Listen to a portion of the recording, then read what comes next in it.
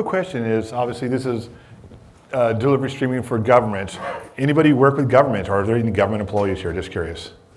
So 2. All right. I'm kind of curious. I'd like to find out my surroundings. Can we turn it down a little bit? A little sound? A little reverby. All right. So a few things we're going to talk about. Obviously Watson and AI and video. Automated closed captioning, video delivery. I have a few use cases. We only put 2 in here. I'll talk about more than we'll be seeing in here. We didn't get the permissions to put them in a slide. Obviously, question and answer. Obviously, video growth. It's surprising how much video is being used. They're saying 60% of government executives plan to use video in the future. It doesn't surprise me. It's a new tool. Expanding vision is a lot better than teleconferencing systems, but even then, you're using more video. 70% say they will pay for a video platform to be able to get this message out there versus building something in-house. Also, like I said, it's easier search and discovery. So let me jump into one use case right now. There is an agency inside of the Navy. They have 250 photographers. They have 10 editors. They need to put videos out there fast. It's impossible for the scale because of how many videos they get in. Then you have all the video out there with no useful information that you can search.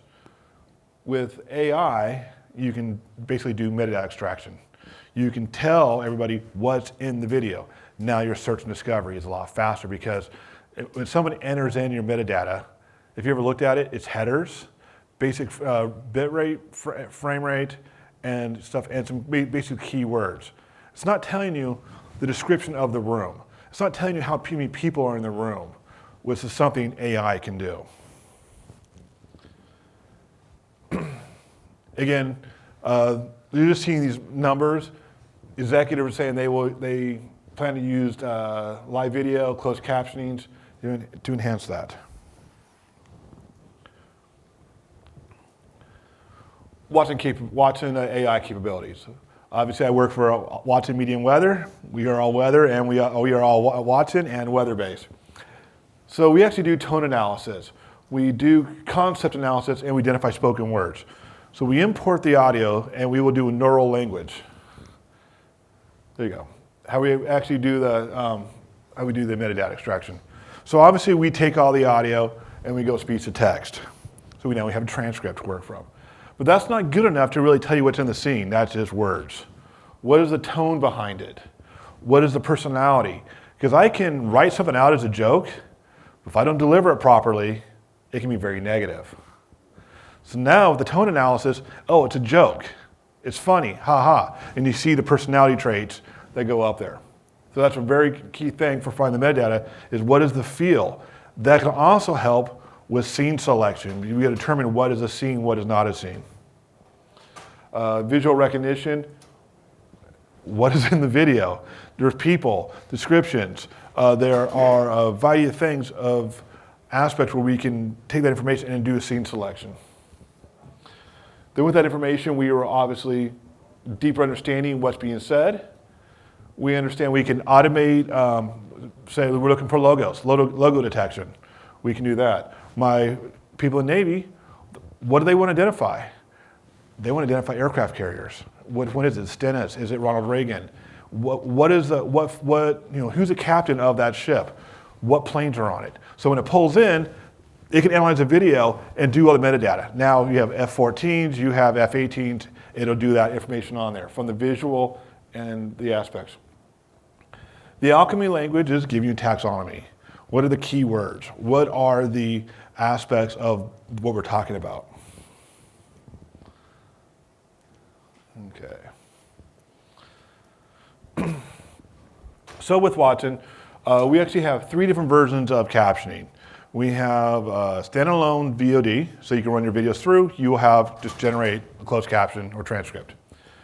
The live streaming service has this feature built in also, but it's part of a overall delivery package. Lastly is the live. Now our live is currently with more broadcasters because it's been used with some other equipment, but we will have a version that will be 100% audio based, no hardware needed. So we see that be in the cloud relatively soon. Obviously you can edit it, you can train Watson.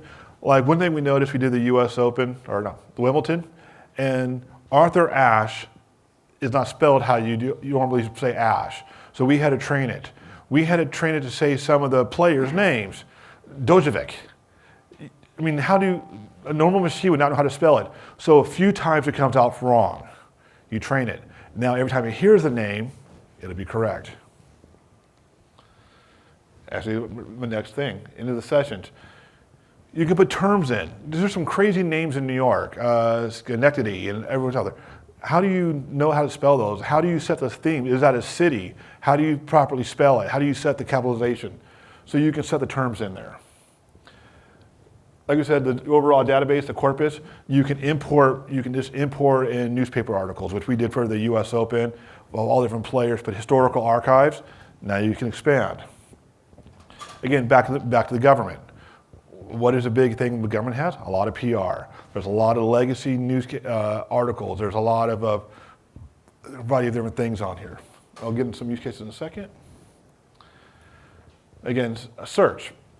In this case here on the video platform, you can actually after it's generated the audio, now you can go to your VOD and you can type in a key word. Maybe it's a town hall, maybe it's the president talking about tariffs. Well, here's the video, you type in tariffs, right to the spot in the video where it said tariffs. So you can do very quick and easy search of that aspect.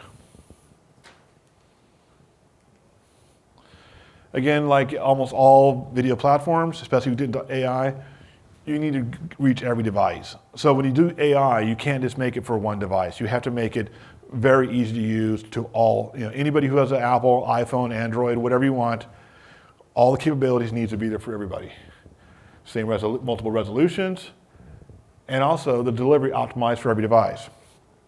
Is everybody familiar how cell phones work versus your web browser? How players come in? So your video will come through and actually goes to a decoder device, which it could be a chip on your cell phone, or it goes to obviously your player is a decoder.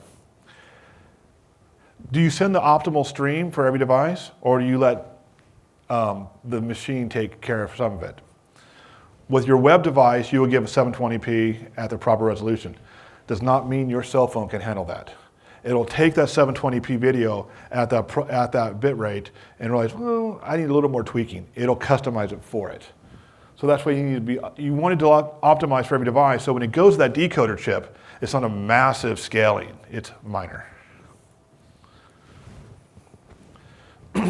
Multiple CDNs, or we call it SD-CDN. You just probably saw recently that Verizon is now getting to this.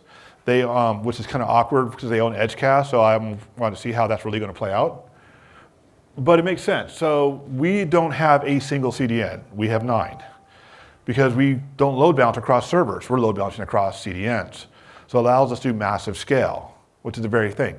Using AI to determine what's the proper CDN, what is the proper way to go to route people. It gives you global reach. Again, you can easily scale to massive people.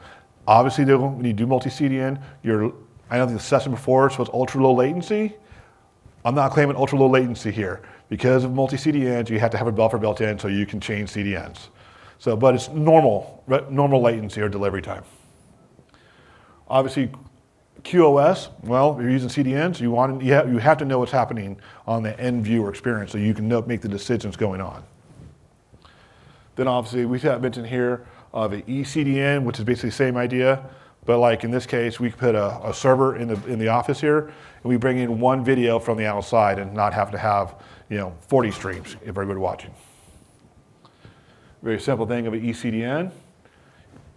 Again, it's an edge node in a location. You capture, transcode, deliver. Do you go outside to the global CDN? No, I'm on premise. I have a box here. I pull it from the box. Okay. So 2 use cases. So New York State Senate, not that far away. They actually were using real networks Helix boxes real networks got out of that business, so they had no more support. So what do? Well, they have a mandate is they have to, every open session has to be able to be viewed outside of the campus or the office or the Capitol, but also has to be able to be viewed by everybody in the Capitol. So how do they do that? Well, they're hitting a cloud service. So in theory, all the video's coming through.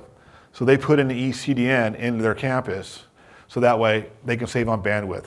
Versus pulling in 200 streams, they're literally pulling in 4 or 5 different streams and distributing through, saving them huge on bandwidth. Like I said, all virtual devices, and they've been using this for years, and it's a great partnership. We have a very similar one with the Maryland Court of Appeals. I actually have a colleague who will be speaking with me on a panel tomorrow, and he's actually works with Maryland Court of Appeals and did that installation. It was a very similar but different. NASA. So this is kind of a weird slide. We only have one here, but actually we should have like 20 NASA slides. We do so much work with them. So right now, NASA has the International Space Station streaming 24/7, multiple cameras. They have, right now, NASA has about 40 live streams going at any given time. This case is actually JPL.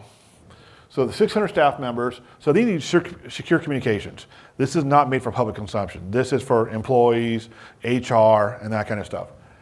They are using that. They have it archived, but only authenticated personnel can view this.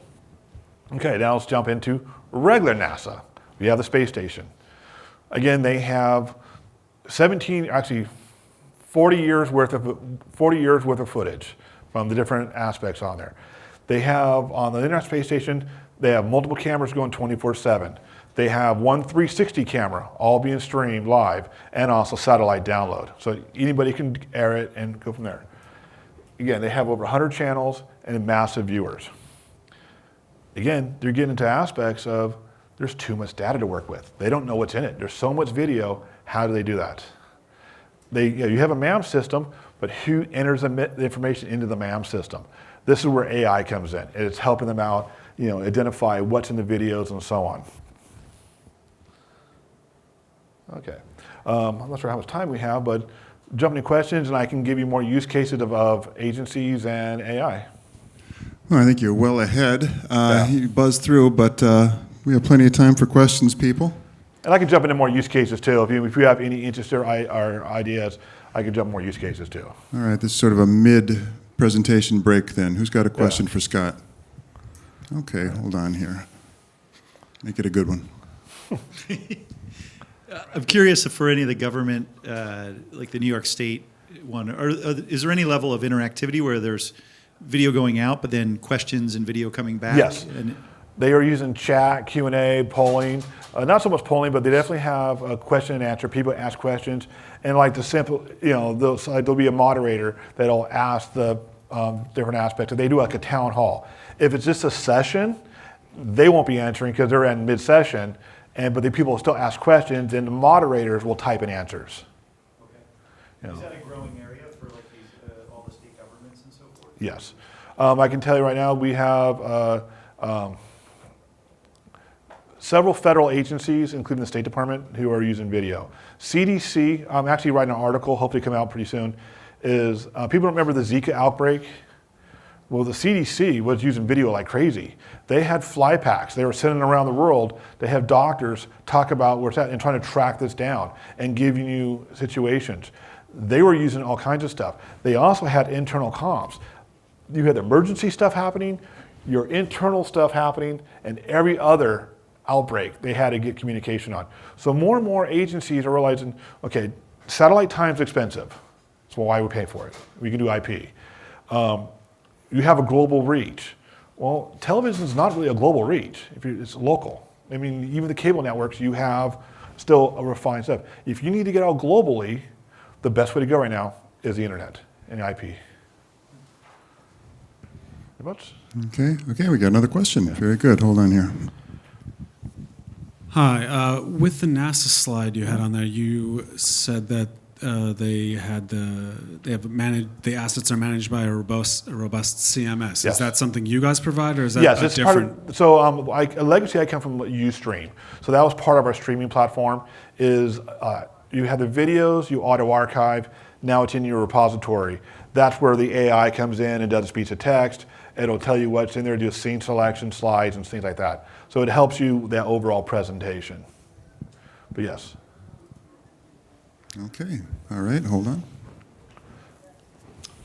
I think I can talk from here. Oh, everyone else, Yeah. sorry. Yeah, For the tape. of course. How much on the speech-to-text search return, so let's say standard result, Rocket or something else, how much control have you got around the in and the out? So it'll be a timestamp marker. Yes. Oh, yeah. So It'll I don't be have it here. 3 seconds before, 5 seconds after. Yeah, so on the speech to text, it's actually pretty fast. It's like a 3 or 4 second latency, but we tag it to right where the word's at. So it's dead on. And you see the transcript, you will see the 2 hours, 2 minutes, 3 seconds, and how many tenths on the video on the time code. So you would actually, and you'll scroll down, and if we still watching video enrichment, you tie in shows you the keywords. It'll show you how many times that person's the name, location popped up. You click on it, it'll bring you right to that instance. So that's what it's nice about search and discovery is more metadata makes your searches so much faster. Jim? Okay, we have a fourth, yes? Yeah, Jim. So we're talking about government. Uh-huh. So have you run into scenarios where people have to pay attention to things like GDPR or other regulations when it comes to generating that metadata? Most of the agencies I'm working with are US. It's a lot more over international, but yes. At the same time is who is doing the work. I mean, for general population, if you're an employee, you kind of give up some GDPR rights to your employer because it's all internal comms. But again, if it's public facing, you have to agree to release it. And if you say no, you could be edited or blocked out, redacted. So there are ways to do something like that. But in the States, I mean, pretty much all internal. The United States' GDPR is not as extravagant as some of the other countries out there, and it doesn't come up too much. Again, all federal employees, they all under contract, and they kind of do whatever the law says. Okay, we have time for another? Oh, we got a couple more. All right, you can go next. Does this product integrate with IBM's enterprise content management system? The ECM? Yeah. No. Yeah, that's a little bit different product. We are actually, it's no and yes. So obviously IBM's a massive company. So we have a lot of different agencies out there. My unit is not that unit, but can it be connected? Yes. The whole thing of our platform and the API hooks, it can be used with any platform as long as you have API calls. So yes, but it's a little bit of development time that we better bring another unit in. If that's who actually owns that, they would be the one doing development, and we can connect with them very, very easy if you happen to use that. So two-part question. The first one, for live video, what's the latency to add text to speech, like in real time? And then second part of the question, do you do other languages other than English? What tricky ones? On the live, as like I said, right now we're currently with broadcasters. So the latency is minimal. We're at 1 to 2 seconds, but actually we're under the repackaging time for anything else goes through there. So the latency maybe 2 to 3 seconds, but the other stuff around there is going to be 5 to 10 seconds. So we fit in that window, so no one notices it. The language, that is a tricky one. So right now the live stream platform, not the live closed captioning, can do multiple languages. It has about 5 native. Not including translation. Translation we're working on, we're not there yet because my wife is Peruvian. Peruvian Spanish, I found out, is different than Mexico Spanish.